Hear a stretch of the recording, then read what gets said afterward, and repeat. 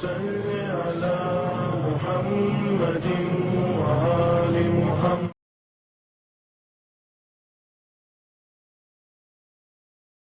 اعوذ باللہ من الشیطان اللعین الرجیم. بسم اللہ الرحمن الرحیم. الحمد للہ رب العالمین. الصلاۃ والسلام علی اشرف الانبیاء والمرسلین سیدنا و نبینا و حبیب قلوبنا و طبیب نفوسنا مولانا ابو القاسم محمد.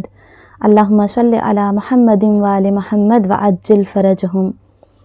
فقد قال اللہ تعالی و تبارک فی کتابہ المبین و فرقان الحمید وہو اصدق الصادقین وقولہ الحق.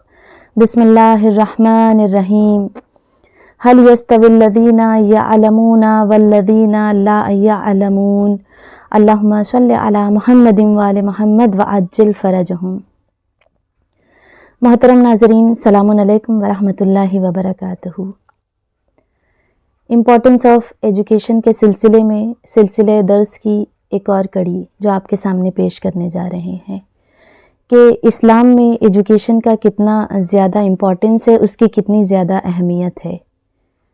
اور یقیناً روایتوں سے آپ کو پتہ چل گیا ہوگا، حدیثوں سے پتہ چل گیا ہوگا کہ اسلام نے ایجوکیشن کو، علم حاصل کرنے کو کتنی زیادہ اہمیت دی ہے.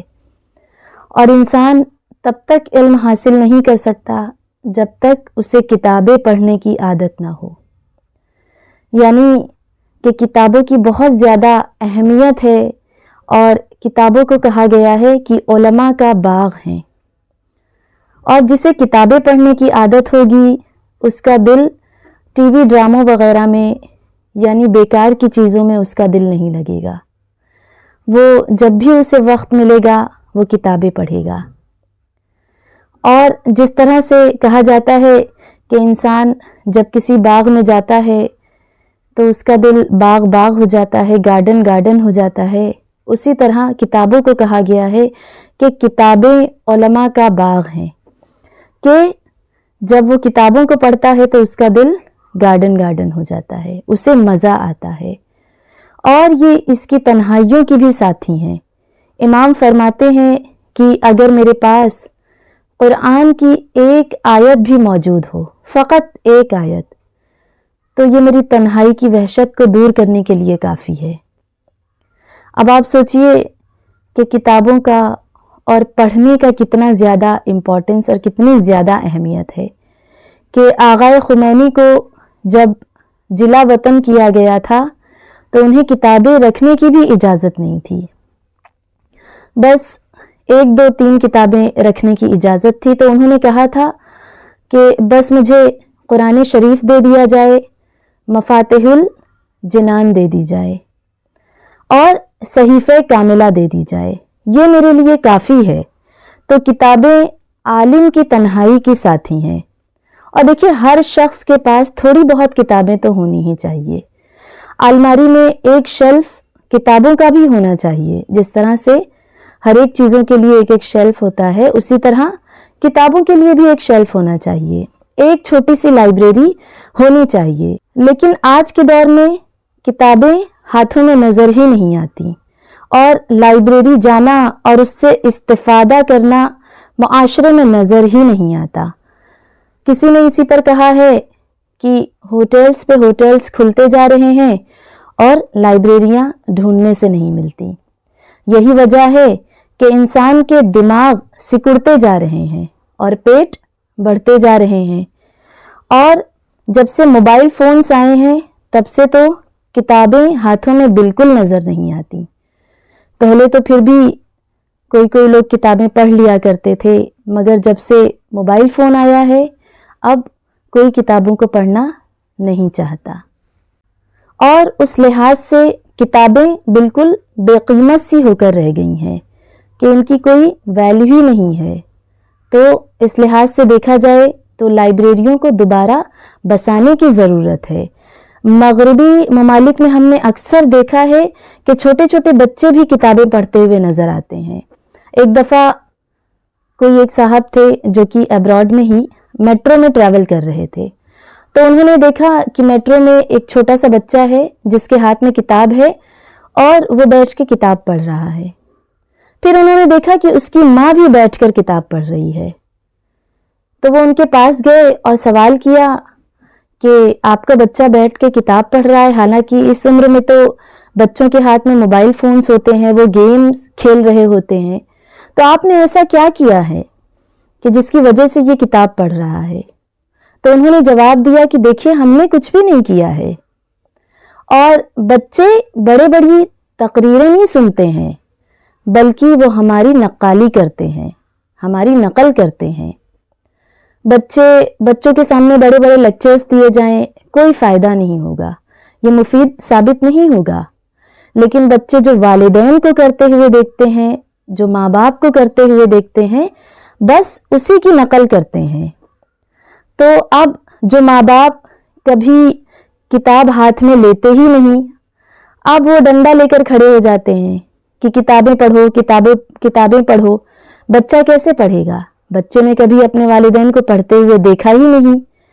और देखिए, जब से ये ज़माना आ गया है, जाहिर है कि लोग इतनी किताबें नहीं पढ़ते, लेकिन कम से कम यूट्यूब मौजूद है, इंस्टाग्राम मौजूद है, ट्विटर, फेसबुक हो, यानी कोई भी मीडियम आप ले लीजिए, कोई भी मीडियम ऐसा नहीं है कि जिसपे ये इल्मी चीज़ें मौजूद ना हो। लेकिन इसके बावजूद भी लोग इल्म हासिल नहीं करते।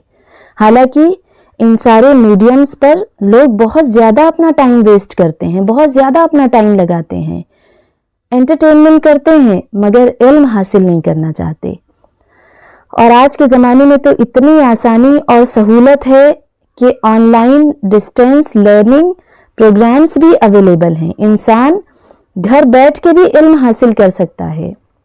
लेकिन यहाँ तक भी रवायतों में मिलता है कि अगर इल्म हासिल करने के लिए चीन भी जाना पड़े, यानी कि दूर दराज का सफ़र ही क्यों ना करना पड़े, मगर इल्म हासिल करो। अब हमें तो घर बैठे सारी फैसिलिटीज़ अब मौजूद हो गई हैं, सारी फैसिलिटीज़ अवेलेबल हैं। अब देखिए, हम ये सोचते हैं कि घर के इतने काम होते हैं, कैसे इल्म हासिल करें? तो देखिए, जो हमारे मुज्तहिद हैं, बड़े बड़े उलमा, वो भी घर के सारे काम करते हैं। सब्ज़ी लेने भी निकलते हैं। आयतुल्लाह नूरिय हमदानी सब्ज़ी लेने भी निकलते थे। और देखिए, घरेलू कामकाज भी हमारे उलमा करते हुए नज़र आ रहे होते हैं। इल्म हासिल करना और तबलीगात के साथ साथ डेली के कामकाज उनके साथ भी चल रहे होते हैं। और सिर्फ यही नहीं, मिलना मिलाना भी होता है। मर्जे हैं, उनको अयादतों के लिए भी जाना पड़ता है, पॉलिटिशियन से भी मिलना पड़ता है। मसलन आयतुल्लाह सिस्तानी, कभी किसी मुल्क के सदर से मुलाकात करना पड़ता है, तो कभी किसी वज़रा से मुलाकात करना पड़ता है। और अगर वाक़ई देखा जाए तो आयतुल्लाह सिस्तानी, जो कि एक शख्स इतने बूढ़े हो चुके हैं और उसमें फ़िक़ही अहकाम भी लोगों को बता रहे हैं, इसके साथ साथ सवाल जवाब भी चल रहे हैं, यानी कि इतनी ज़्यादा मसरूफियात हैं। हम तो अपने घर के कामों की मसरूफियत में ही परेशान रहते हैं कि कैसे इल्म हासिल करें। इनकी मसरूफियात अगर हम देखें तो हैरान और परेशान हो जाएंगे। देखिए, सैकड़ों तो ज़व्वारों से उन्हें मिलना पड़ता है और इन्हें न जाने कितने और उमूर के अंदर अपने वक्त को सर्फ करना पड़ता है। अगर ख़वातीन के हवाले से हम देखें तो ईरान की एक मुज्तहिदा, जिनका नाम बानुए नुसरत अमीन इस्फ़हानी, इतनी काबिल खातून थी कि इतने सारे उलमा ने इनको इजाज़त इज्तिहाद दिया था। बहुत सारे आलिमों ने इन्हें इजाज़त इज्तिहाद दिया था। मसलन आयतुल्लाह अब्दुल हुसैन अमीनी, हम सब इनके नाम से वाकिफ़ हैं। साहिब अल-गदीर, जिन्होंने अल-गदीर जैसी नायाब किताब हमारे दरमियान छोड़ी, और विलायत के दिफा में ये बहुत बड़ी किताब है। Ayatollah Syed Mohammad Ali Qazi Tabatabai, Ayatollah Abbas काशानी, Ayatollah मरशी Najafi, Ayatollah Abdul Karim हायरी, Mohammad Kazim Shirazi, इन सारे मुज्तहिदों ने इन्हें इजाज़त इज्तिहाद दिया था। अब हम सोच रहे होंगे कि इनके पास घरेलू कोई कामकाज नहीं होंगे, اسی لیے انہوں نے اتنی بڑی مقام، اتنا بڑا مرتبہ حاصل کیا. نہیں، ایسا نہیں ہے جو ہم سوچتے ہیں کہ یہ ان کے پاس کوئی کام کاج نہیں ہوگا، دنوں رات یہ پڑھائی میں مصروف رہتی ہوں گی. دیکھیے، اگر دیکھا جائے ان کی زندگی پہ نظر ڈالی جائے تو ان کے 8 بچے تھے اور 8 میں سے 7 مختلف بیماریوں میں انتقال کر گئے، لیکن اس کے باوجود بھی علم دین کو انہوں نے نہیں چھوڑا، ترک نہیں کیا، یہاں تک کہ اجتہاد کا درجہ حاصل کیا. اور انہوں نے تفسیر قرآن لکھی جو کہ 15 والیوم پر مشتمل ہے، 15 والیوم پر یہ کتاب مشتمل ہے، جسے محزن العرفان اس کتاب کا نام ہے، کہا جاتا ہے. اور اسی طریقے سے ان کی 40 الہاشمیہ نام سے ایک کتاب موجود ہے، اور بھی بہت سارے کلمات ہیں. اصفہان میں ان کی قبر ہے اور باقاعدہ علماء نے ان کے اوپر کتابیں بھی لکھی ہیں ان کی حالات زندگی پر. اور آیت اللہ حسین مظاہری نے ان کی نماز جنازہ پڑھائی تھی، اور ایک دینی مدرسہ بانوے امینی کے نام سے قائم کیا گیا ہے. یعنی ہم دیکھیں کہ گھریلو کام کاج کے ساتھ ساتھ بھی اگر خواتین کے حوالے سے دیکھا جائے، کیونکہ خواتین اکثر علمی میدان میں پیچھے نظر آتی ہیں، اور یہی رہتا ہے کہ بچے ہیں، گھر ہے، اور کیسے علم حاصل کیا جائے، کیسے کیا کیا جائے. تو ہمارے سامنے مثالیں موجود ہیں کہ ہمارے مجتہد کے پاس بھی گھریلو کام کاج ہوتے ہیں. جیسا کہ میں نے جس خاتون کا تذکرہ کیا، ان کو بھی اللہ نے 8 بچے عطا کیے تھے. تو ظاہر ہے ان بچوں کی دیکھ بھال کرنا، ساری چیزیں ان کے ساتھ بھی تھیں، مگر اس کے باوجود بھی انہوں نے علم حاصل کیا. تو اگر انسان چاہے تو جو سوشل میڈیا پہ اپنے ٹائم کو ویسٹ کرتا رہتا ہے، اسی کے بدلے اتنے سارے لیکچرز اویلیبل ہیں، موجود ہیں، تو انسان علم کو حاصل کر سکتا ہے. تو پروردگار عالم کی بارگاہ میں یہی دعا ہے کہ پروردگار عالم ہم سب کو زیادہ سے زیادہ علم دین اور علم دنیا حاصل کرنے کی توفیق عطا فرمائے. اور ساتھ ساتھ میں اولاً اور آخراً بس یہی دعا ہوتی ہے کہ فرزند زہرا یوسف زہرا وارث زہرا کے ظہور میں تعجیل فرمائے، ہمارا شمار، ہمارے مردوں کا شمار ان کے اعوان و انصار میں فرمائے، حضرت حجت کو ہمارے نامہ اعمال سے راضی اور خوشنود فرمائے. ربنا تقبل منا انکا انت السمیع العلیم.